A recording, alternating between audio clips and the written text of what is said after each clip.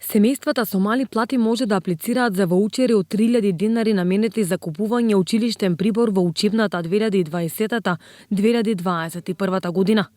Ова е една од кризните мерки на владата за помош на социјално загрозените семејства во време на светската пандемија на COVID-19.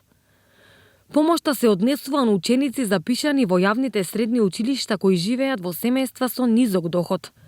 Според пропозициите, учениците треба да бидат постари од 16 години на денот на влегувањето во сила на уредбата и да живеат во семејство во кое остварениот просечен месечен доход не е поголем од просечната плата во месец март оваа година.